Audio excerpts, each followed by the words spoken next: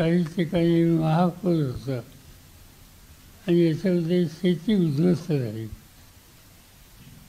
शेती नुसती उद्ध्वस्त झाली नाही तर पीक या जमिनीत यायचं ती जमीनच खरडून गेली. आणि त्यामुळे हा सवन शेतकरी हा अत्यंत अस्वस्थ आहे.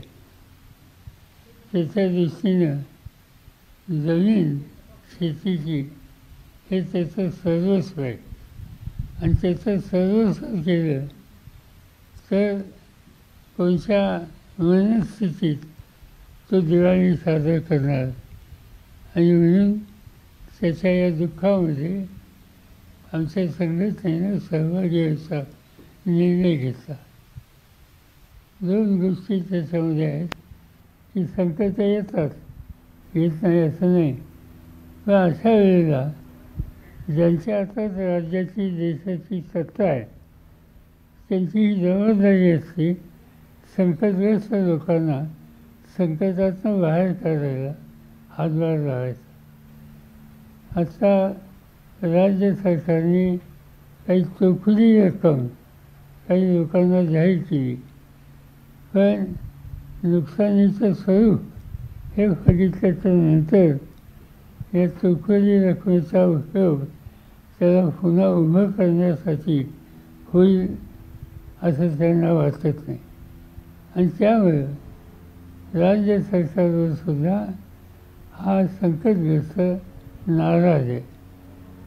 मला असं वाटतं माझा या सगळ्या प्रश्नाकडे बघायचा दृष्टिकोन हा वेगळा आहे.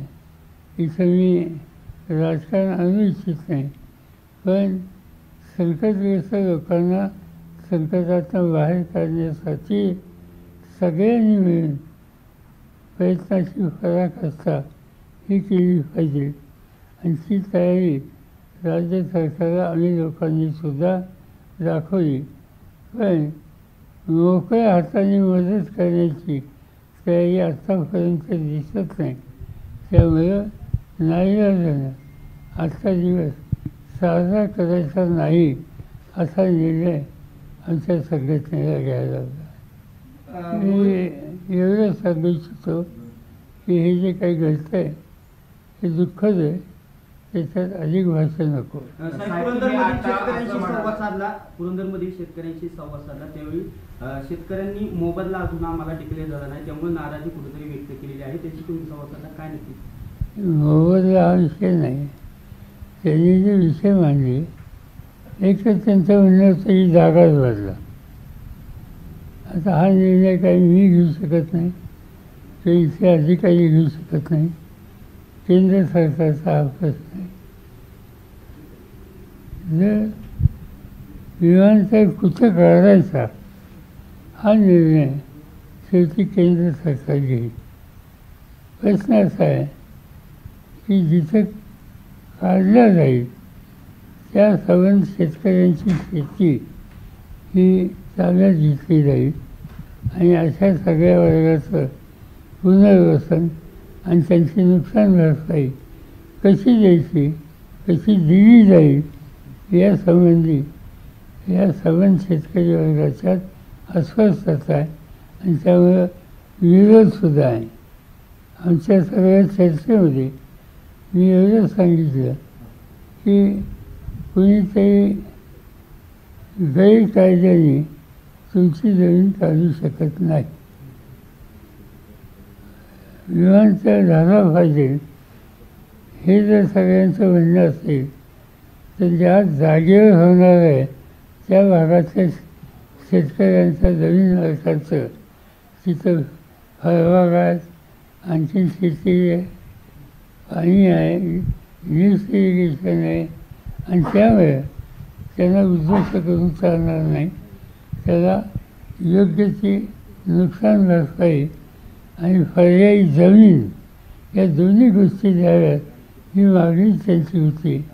मी त्यांना एवढंच सांगितलं की मी राज्य सरकारला, मुख्यमंत्री आणि पालकमंत्री यांना विनंती करणार आहे की तुम्ही या कामाच्यासाठी बैठक बोलवा आम्हाला लोकांच्या उपस्थितीतून आणि यातनं काहीतरी मार्ग काढा असा निर्णय आमच्या बैठकीत काल झालेला आहे.